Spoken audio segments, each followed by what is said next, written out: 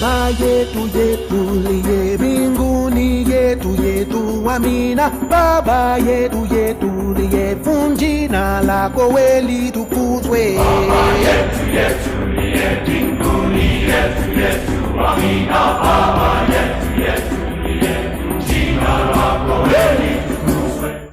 Olá, eu sou o Pai Marcelo de Logum Edé. Estamos aqui mais uma vez com o programa Mãe Terra. Este programa tem como objetivo trazer a informação de cultura, de sociabilidade e todas as informações que podemos estar dando aos telespectadores da TV Com. Bem, quero pedir licença em adentrar a casa de todos vocês e fazer aqui já o convite a todos vocês para que assistam todos os nossos programas, por conta de que a informação é muito importante.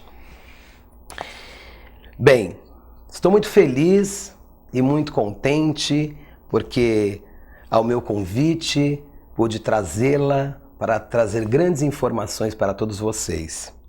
Doutor em Educação pela Unisantos, mestre em História Social pela USP, pós-graduado em Gestão Educacional, além de ser especialista na História da África e do Negro no Brasil, pela USP. Professora universitária, atua na área de História de Santos e sobre questões relacionadas à diversidade étnica no âmbito educacional na Secretaria Municipal de Educação de Santos. Nada mais que a minha querida amiga Sandra Regina Pereira Ramos. Seja muito bem-vinda, Sandra. Muito obrigada. Quero já de antemão estar agradecendo a sua disponibilidade para trazer aos nossos telespectadores grandes informações, até por conta que eu sei que você tem um conhecimento vasto na área da educação. Eu agradeço o convite, também a Secretaria de Educação também se coloca sempre à disposição. Você, Pai Marcelo, muito querido, muito amigo, companheiro, né, das nossas lutas em prol da igualdade racial. É um prazer estar aqui com você. Que bom, eu fico muito feliz e eu que me sinto honrado em poder trazer pessoas com tamanho conhecimento, porque conheço Sandra há muitos anos e já acompanhei de perto o trabalho dela e venho acompanhando no Conselho da Comunidade Negra e no âmbito da Secretaria de Educação.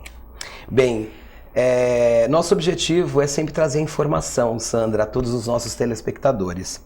E eu queria que você falasse um pouco sobre a luta sempre das leis sobre a questão racial e étnica, principalmente dizer o significado de cada lei e a função e a importância para a sociedade brasileira, da 11645/08.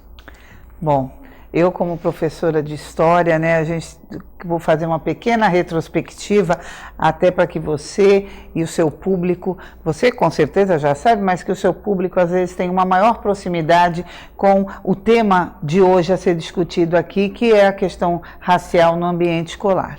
Então, durante muitos anos, as nossas legislações educacionais e a nossa própria Constituição, eles previram que a história do povo brasileiro deveria ser contada, levando em consideração as contribuições das diversas etnias formadoras dessa população.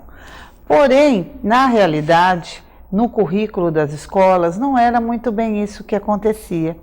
Né? Uma visão europeia da nossa história fez com que os nossos livros didáticos, com que os currículos tratassem muito mais ou somente de uma história europeia, dos portugueses, dos imigrantes que vieram para cá e deixassem de lado as nossas matrizes africanas, a nossa história tanto do continente africano como também da história do negro no Brasil e do indígena.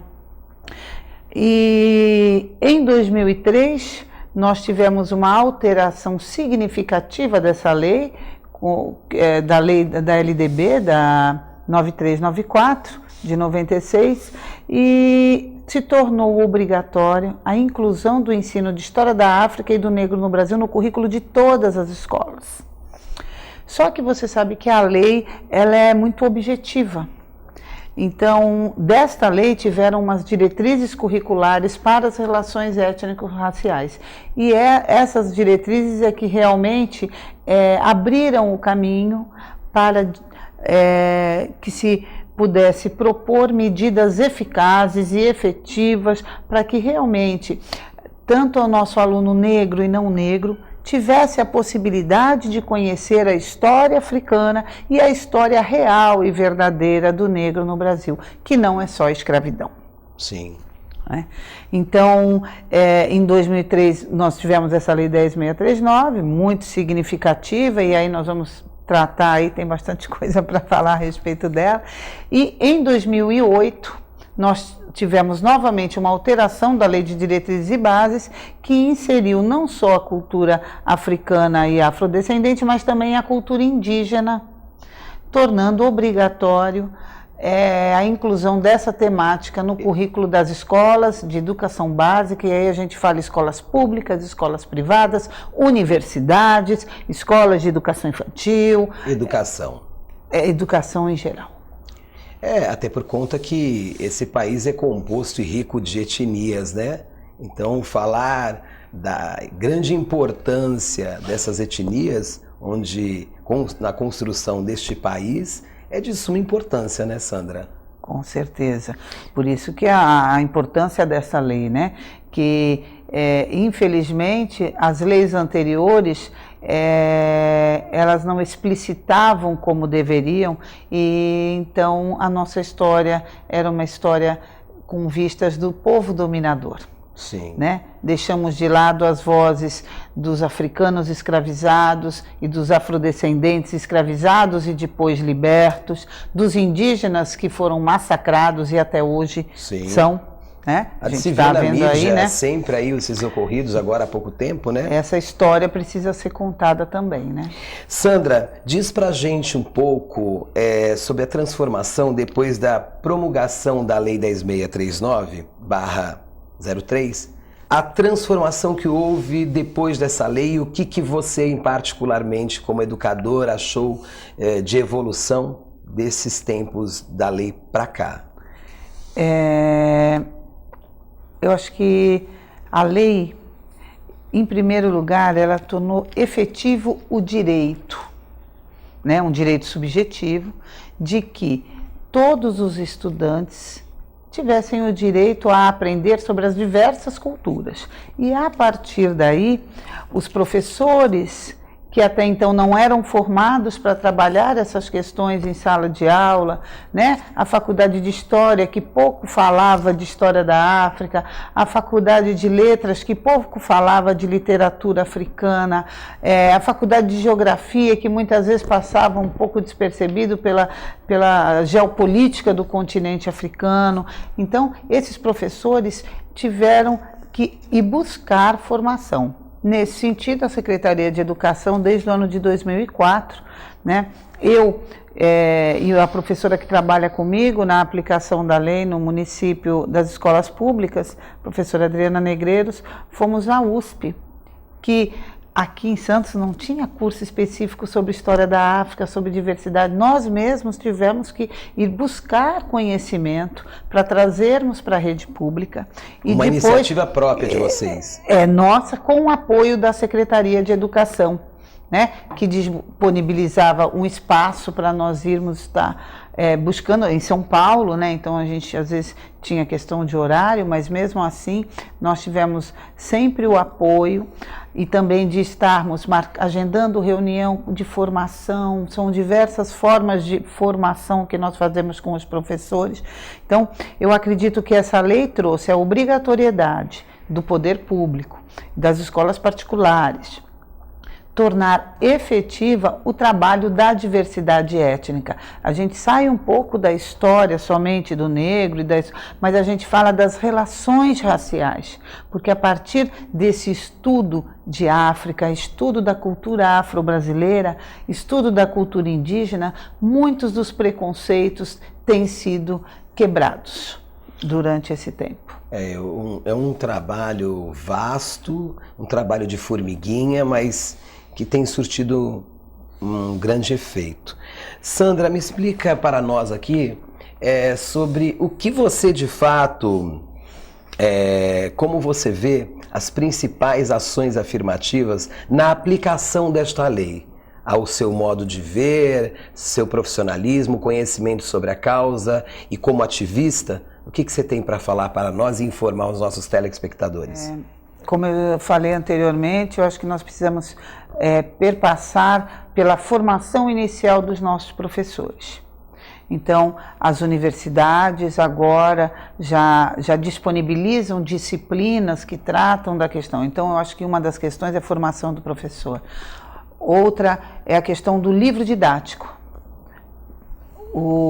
A prefeitura, no caso, né, nós recebemos o livro do PNLD, que é do Plano Nacional do Livro Didático. Então, são livros que o MEC disponibiliza e são repassados para as escolas. Essas coleções que vêm, elas passam por um crivo nosso na Secretaria de Educação antes de chegar para a escolha do professor, porque às vezes essas coleções, esses livros didáticos trazem equívocos graves a respeito da questão racial, a respeito da história do negro, a respeito da geografia do continente africano, de várias outras questões. Então eu acho que é um primor na escolha do livro didático, porque muitas vezes o livro didático ele é a única estratégia de educação que o professor tem à mão. É uma ferramenta, né? Exatamente. Então ele precisa ter esse olhar, né? E um investimento numa literatura atual. Hoje em dia nós temos aí grandes escritores brasileiros e internacionais que estão disponíveis e acessíveis para as escolas,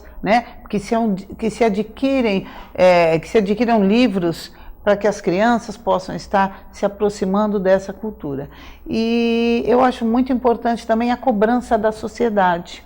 Mesmo eu, enquanto aqui representando a Secretaria de Educação e sendo muito cobrada, sempre muito cobrada, a Secretaria de Educação, por parte tanto da COPIRE, Coordenadoria de Promoção de Igualdade Racial da Prefeitura, tanto pelo Conselho da Comunidade Negra. Eu acho eficaz, eu acho importante essa cobrança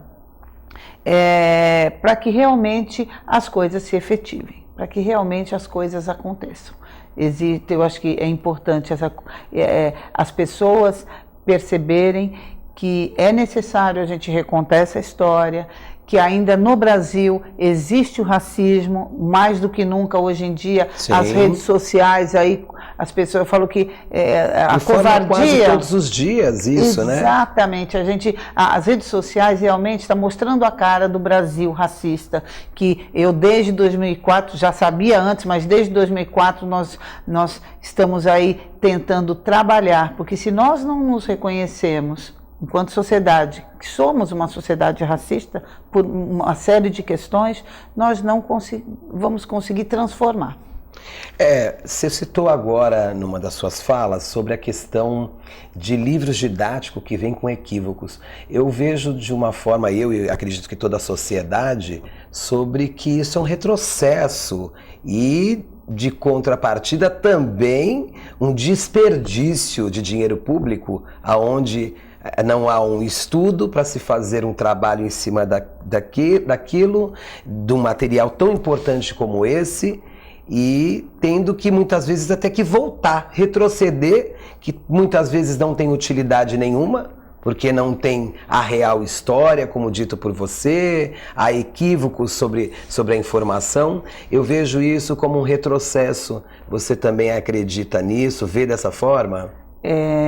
Nós fizemos uma pesquisa em livros didáticos no ano de 2007, de livros até o ano de 2007. E nós somente encontramos no livro de ciências um corpo negro humano. Às vezes, mas isso não tem importância. Tem. Por que nos livros didáticos a pessoa do negro ou da negra sempre aparece ou numa situação de subjugação ou sequer aparece? Né? Como a criança negra pode se ver no livro didático se todas as mães dos livros didáticos são loiras de cabelo liso, aparência europeia, né? Exatamente. Então, os nossos alunos negros e negras, eles se sentem excluídos também. Não é como a gente fala mimimi, não é. É lamentável. A criança precisa, se você num livro de história, você só coloca os heróis brancos, como é que as crianças negras e negros, elas vão se enxergar também como heróis? É verdade. Se ela só cultua pessoas brancas, né? E aí é importante para as negras, para as crianças negras e não negras,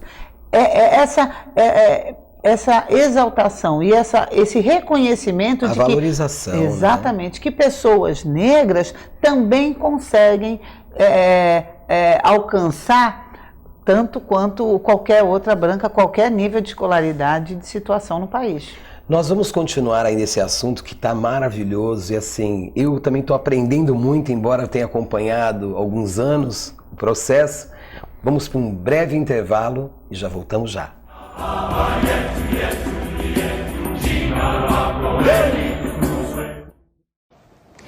A gente que é jovem não imagina que pode ter um linfoma. E é entre os jovens que acontece o maior número de casos. Mas eu vim aqui para dar uma boa notícia. Existem 85% de chances de cura se o linfoma for diagnosticado a tempo. Por isso, eu vou dar um toque. Faça esse movimento. Se sentir alguma mudança estranha junto com outros sintomas, procure um médico. Ajude a divulgar uma coisa simples, mas que pode salvar muitas vidas. Entre no movimento contra o linfoma da Abrale. Se toca. Quanto antes você descobrir, melhor. Se você quer algo diferente e está por dentro de tudo que acontece em sua cidade, mande dicas, sugestões de pauta pela nossa fanpage facebook.com/tvcom.santos. Interaja com a programação da sua TV Com. TV Com, interagindo com você. Estamos aqui na Agência Solano Trindade, participando da segunda edição do Café com Prosa para abordar maternidade e alimentação saudável nos dias atuais.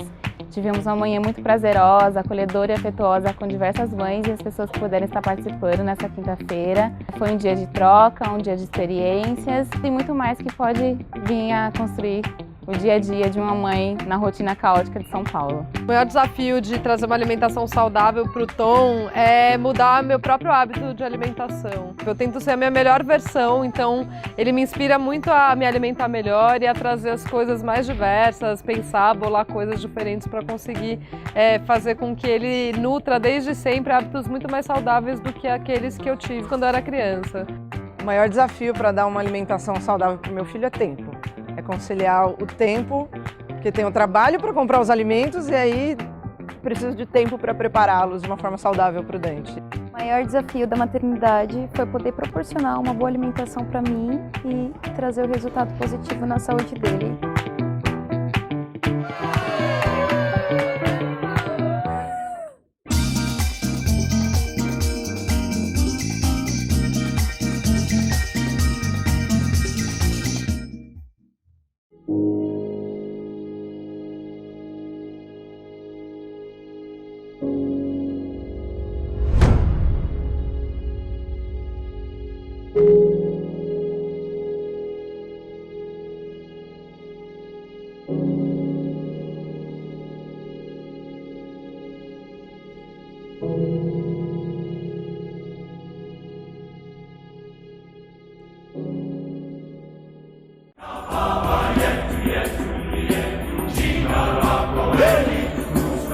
Bem, voltamos aqui de novo com a minha querida amiga, essa mulher maravilhosa, inteligentíssima, no qual nos dá a honra de estar aqui e trazendo grandes informações.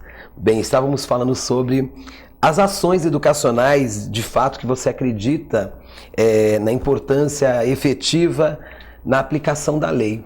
Estávamos falando sobre isso, onde falamos sobre a questão dos livros que vem totalmente errôneo, de uma forma muito desarrojada, não uma história de fato com a valorização ou com equívocos, que eu também disse que acho que isso só traz grandes problemas, ao invés de estar consertando ou reparando, e sim um gasto desnecessário do poder público, porque você pega um material que não serve, isso retorna e não tem utilidade alguma. Aliás, eu estive vendo umas reportagens na TV sobre livros que estão sendo mandados a algumas escolas, né, do Brasil, onde não é necessário ficar lá jogado, depois é descartado de uma forma para virar papéis cortados e coisa e tais, essas coisas, e outras escolas que nem recebem livros. Eu estive vendo isso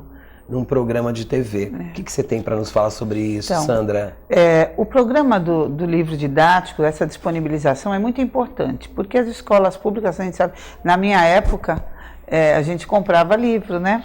Quem estava em escola pública comprava livro didático também e tudo. Hoje em dia, até por uma obrigatoriedade da gratuidade da disponibilização da educação básica, esse programa, paralelamente, vem aí ajudar nesse processo de qualidade de educação.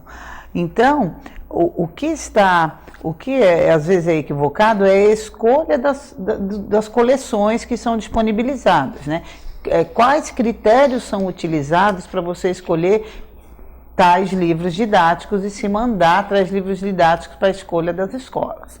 Então, como eu estava falando para você, nós vemos aí livros que só falam do negro a partir das imagens de Debré, que é um pintor, né, que veio ao Brasil e que ele retratou muita coisa. Não é que não existiram as chibatadas, né, o açoite, existiram, mas o negro escravizado não só foi escravo no Brasil. Sim. Né? Nós tivemos negros que vieram para cá para ensinar os portugueses e os indígenas a trabalhar com açúcar, a trabalhar com metal, porque eles lá no continente africano, nas suas sociedades, eles já estavam desenvolvendo eram esse famílias tipo... já, né? Eram reis, rainhas, né? Eram conhecedores da natureza, eram conhecedores de remédios, de uma série de coisas, de metais, de elementos da natureza, o que poderia ser utilizado na sociedade.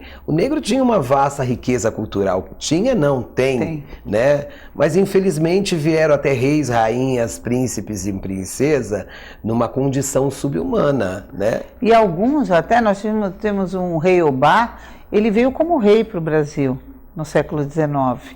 Era um rei africano, ele veio como um rei. Então, não é esquecer e tentar apagar a escravidão, não é isso. Até porque nós temos que realmente rever essa escravidão para que não comecemos aí a praticar novamente, né, atos advindos dessa escravidão pela questão da raça, né, da questão racial. Mas eu acredito que os livros didáticos hoje em dia, eles têm que também abordar a valorização dessa cultura, a valorização da atuação dessa população negra na construção do país, na construção da nossa cidade. Você vê, até pouco tempo atrás, ninguém falava que Machado de Assis era afrodescendente. A história apagou isso. Sim. Não é? Sim. Tantos e tantos. Se você for ver André Rebouças, ele também é um engenheiro que ele também era afrodescendente. Mas a gente não vê muitas imagens dele como fotografia. Podemos ver a bico de pena, porque bico de pena você consegue disfarçar a cor da pele. Sim, claro, não tem como. E aí, afirmar que não há nada subliminar nessa proposta de embranquecer, né, os grandes líderes. Aí... É muito triste, né? Eu digo sempre nas minhas falas, onde tem um público, né, ou pessoas para ouvir, dizer que o que deveria, na minha opinião particularmente, ser feito é trazer, na verdade, a história do negro desde lá. Né? Porque quando você fala de uma história de alguém, ou de povos, você tem que dar o início. Né? E o início é o nascimento, é a formação, é a condição que se vivia, o local, localização, né, geográfica, enfim... Em toda uma história que compõe a vida desses povos, né? Então, eu acredito que se partisse daí, trazendo essa valorização que eles mesmos já tinham, né? Eu acho que isso daria uma conotação muito diferente do que muitas pessoas têm ou não têm de conhecimento do negro e afrodescendente, né? Porque se fala só nos livros sobre da escravidão adiante, até a abolição, né? É lamentável ainda que ocorra nos tempos atuais esse tipo de coisa, com toda essa tecnologia que existe, né? De acesso, né? De acesso, e não tem. Hoje em dia, já desde 2005, progressivamente, no currículo das escolas públicas de Santos, foi inserido justamente de história, literatura, artes temáticas, né? No caso da história, que é mais especificamente a minha área, nós falamos de reinos africanos, né? No ciclo 2, né? As crianças de 1º ao 5º ano, ciclo 1 e educação infantil, trabalhamos muito com histórias, com lendas africanas, né? Com a confecção de bonecas africanas, que também traz, né? A Baioni, exatamente. Baioni, que traz esse resgate dessa cultura, né? Esse conhecimento, essa apropriação de uma cultura que também é nossa. E que muitas vezes até já utilizamos dela e não sabemos a origem. Exatamente. E que muitas vezes a origem está dentro da nossa história e não temos o conhecimento. Exatamente. A nossa conversa, que aqui eu digo que não é um programa de entrevista, é um programa de uma conversa com amigos, é muito vasta. Eu quero também tomar a liberdade de lhe convidar para o próximo programa estar aqui. Vai ser um prazer. Para poder desenvolver mais essa conversa e dar mais informações, porque infelizmente, Sandra, já chegamos ao fim de um programa. Nosso programa é curto, mas é um programa importante, eu digo, com né? Certeza, com certeza. Então, quero que você deixe suas considerações, mas estará aqui no nosso próximo programa. Quero agradecer aí tanto esse espaço que você nos disponibiliza, né? E também agradecer ao seu público pela atenção, e que estaremos aqui com certeza no próximo programa para tratar sobre a questão da educação. Sem educação não há sociedade. Não há evolução. Não há evolução, com certeza. Obrigado. Bem, estamos terminando o programa Mãe Terra. E quero deixar aqui nossos agradecimentos também ao meu querido Augusto Capô de Casa, que nos dá sempre essa força, né? E está sempre ligado a essas grandes ações. A essa equipe maravilhosa aqui, que é Gisele e o nosso querido diretor Marques, o Rogério, que também está sempre conosco, o nosso querido Felipe, né, que manda esses arranjos maravilhosos da Gardênia, ele é uma figura maravilhosa, ao Reale, que está sempre aqui também à disposição, e todos os membros aqui da equipe, que são maravilhosos e nos tratam com muito carinho. Quero também aqui ressaltar a grande importância de estarmos revendo nossos conceitos, né, lendo mais. Também já faço também aqui um adendo sobre uma noite cultural que teremos no dia 14 de janeiro, né, no Teatro Municipal. Já se sinta convidada, Sandra. Com certeza. Onde teremos apresentações culturais, tudo referente ao negro e sua cultura, né? Então, deixo aqui o nosso grande axé, um beijo no coração de todos e até a próxima, com as forças de todos os orixás e a nossa natureza. Baba yetu yetu liye mbinguni yetu amina. Baba yetu liye funjina lako weli tukuzwe. Baba yetu liye mbinguni yetu amina. Baba yetu liye funjina lako weli